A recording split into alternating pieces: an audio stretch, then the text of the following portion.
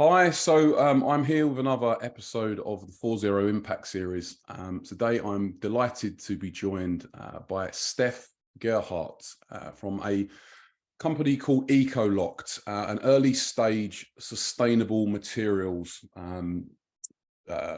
German-based business. So look, Steph, thanks very much for joining me on the podcast today. Thanks so much for the invitation. Delighted to be here. Absolutely. No, I've been looking to get you on for a while because obviously I've followed ecoLocked and I kind of a fairly good understanding as to what you guys are building and the problems in which you're tackling. But I mean, no better person, better place to to give me some insight or give us some more insight into that. So could you just give us a bit of an introduction into yourself and I suppose ecoLocked? Happy to, yes. So I'm Steph. I am one of the 3 co-founders of ecoLocked, and my role is a Chief Commercial Officer. So basically, in that role, I am responsible for everything where ecoLocked gets basically in touch with the market. That means our supply chain and all of the great partners who work on that side.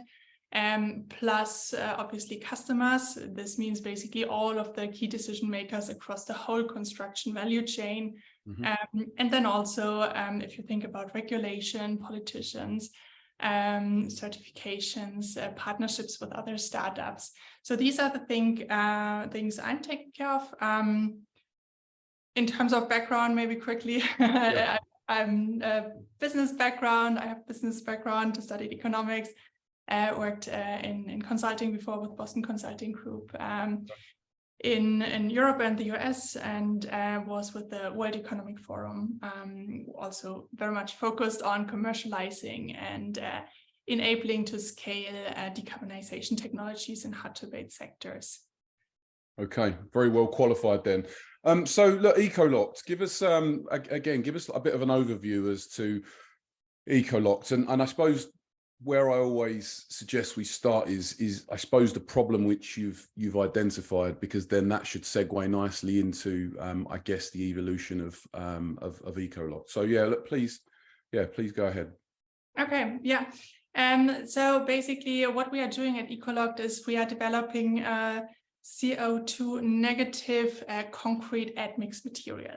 That probably doesn't say too much to most of your listeners. But basically, concrete is one of the very large pollutants in our global world. It's about 8% of the global annual emissions every year, growing, super hard to abate. And concrete consists, to simplify it, of 3 ingredients. It's water, it's cement, and then it's sand or aggregates. And cement is the really bad thing in terms of emissions, just because in how you produce it chemically, it releases CO2. And if we don't change the way how we produce cement, and this hasn't changed over the last hundreds of years, then we will always have those types of emissions. And obviously sand is another big issue if we think about biodiversity and the impact it has for us to use so much sand. Mm-hmm. On the other hand, obviously, concrete is super important. We are looking into, other innovative building materials, but concrete is still the most reliable, stable material. And especially if you think about the developing world, it's like important that they also have the chance to build streets and bridges and hospitals and schools. So it is something that is very hard to abate and at the same time very critical that just for economical development. So it is expected to grow further, and that is why basically we selected this sector. With our material, we are basically addressing this issue by both replacing some of the cement and some of the sand in the concrete. And most importantly, we are storing captured CO2. So basically, we are producing carbon sinks. And the material we are using for this is biochar or biocarbon. Basically, it is leveraging the natural carbon capture capabilities of nature. That's the nice thing. So if you think about carbon removal, there's a lot of talk about direct air capture or advanced weathering or mineralization, which are all great technologies, but they are super early stage. They are not really scalable yet. And they are quite expensive and require a lot of energy. Okay. The production of biochar, on the other hand, produces energy and has been done for thousands of years. Like the Maya produced biochar, you can still find it in the soil 4,000 years ago. So it's really clear that this is a material that is ready today to capture lots and lots of CO2 or carbon and really like permanently sequester it. And this is what we need, right? We want to, in our today's environment, in order to reach our net zero goals, we want to reduce emissions, but we really also need to extract CO2 from the atmosphere. And this is what biochar can do in a very efficient way that is ready to scale today. And this was our starting point. We basically looked at that material and we're like, hey, that's super cool. And there are a lot of great startups and companies out there who spent the last 8 to 10 years really focusing on further advancing this technology. It's called pyrolysis. Okay. So basically, you use waste biomass. This is any waste from, forestry, from agriculture, from food processing. Like there's so much waste out there in terms of plants that either decay or are being burned. And this is when the carbon which they capture through photosynthesis is being released back into the atmosphere. And so this pyrolysis, which means heating up this waste under exclusion of oxygen, captures this carbon, stabilizes it into a solid form.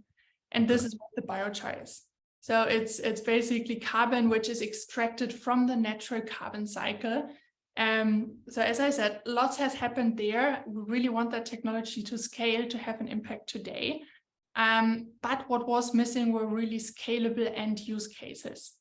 And this goes back to the construction industry. And this is why we basically decided, let's really use our knowledge and our resources to develop scalable end use case for those biochars and put it in the construction industry. Understood. So in summary, it's an existing compound, it's an existing material which is you're, I suppose, kind of utilizing for a different use case. Yes, exactly. So we are not producing that ourselves. No. We are sourcing that. But what we are doing is we have a proprietary process to basically prepare that material into what we call ecoLocked material, so into a concrete admix that can then be put into the concrete.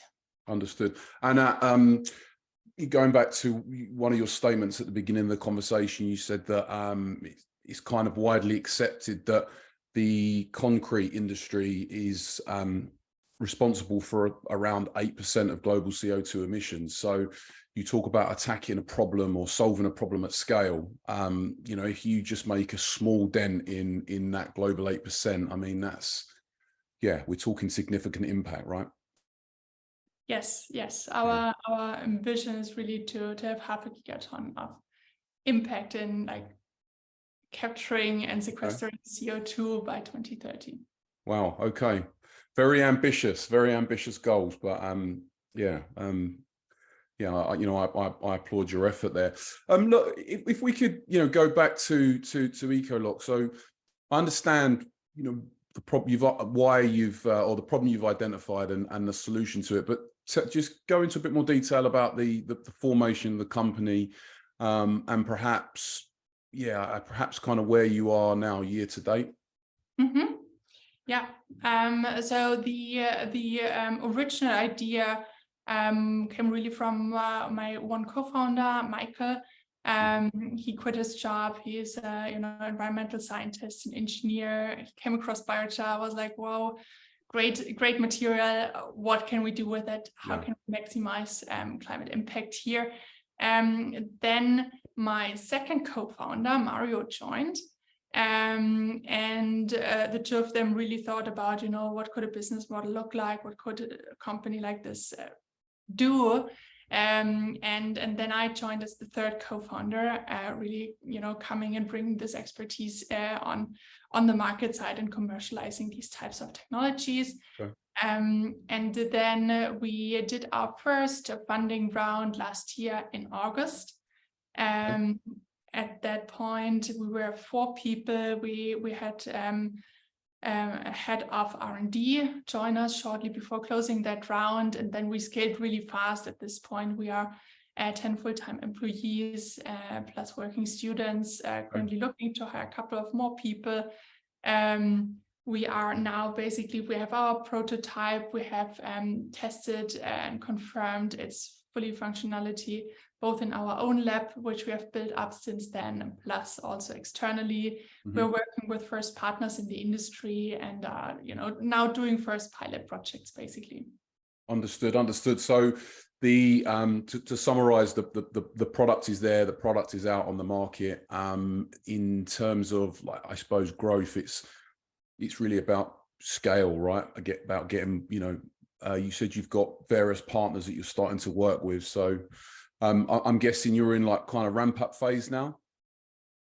It is ramp up, but still also R&D going on. It's basically when we, from the outside think about concrete, we really don't appreciate that there's not one concrete. There's like thousands of different applications and ways of how to produce concrete and all of that. So yes, we do have initial functioning products.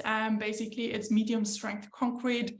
For everyone who's a little bit more in the material, it's ready mix concrete. So the concrete which probably most people think about, which is kind of mixed then in those rotating trucks. That you buy it in the bag that you can buy from your local DIY shop, right? Exactly, something like that. And then there's the precast concrete, which is basically when it's produced in the factory and then, the final element is transported. Those are 2 different types. And for both of those, we have now recipes for medium strength, which are carbon neutral due to our material. But of course, there's 1,000 of additional ways for us to go. And also within those, more research to be done and to further, optimize and improve them. Understood. So in terms of investment capital, so you said that it was August of last year where you got your first round of investment. So in terms of investment capital, a lot of that's been spent on R&D, right? Yes, for sure. Building up the team, R&D, building out our lab. Yeah. Understood. And how yeah, I mean, kind of how's that journey been so far? Is it a case of when you've got the funding, it's quite easy to then find the people, or are there challenges around finding the people with the right sort of skills? Yeah, I think we've been incredibly lucky. I would say we have the most amazing team out there. Nice. It's really amazing. I mean, I think not a very sexy industry if you think about like concrete, like it's not where young people think like, let's go into concrete. People are not leaving school thinking, oh, I wish I want to grow up and work in concrete. Is that what you're saying? Yeah. But it's more so, it's not so much about concrete, it's more so about the impact that your product can have on, people are in it for the environmental and sustainability reasons, right? Yes. But yeah, it was really, I think we've been really, really lucky. We have an amazing team, very strong, very dedicated, also great fit. It's very diverse because, as you can imagine, we need people with very different skill sets. Like we have chemists, we have like concrete technologists, we have like structural engineers, with kind of that concrete or material background, material scientists. But then we also need people who know about biochar and are able to, help set up ecosystems that are in its infancy today, set up supply chains that don't exist today, sell in a market that is very conservative and, not very open to change. So Right. it's really very different types of people.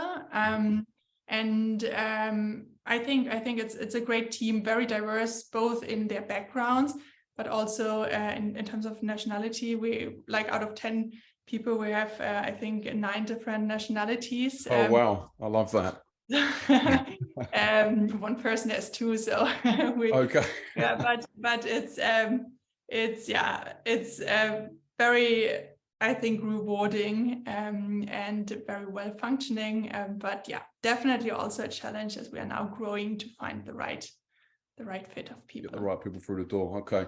And I suppose, yeah, just to kind of lastly and to conclude this conversation,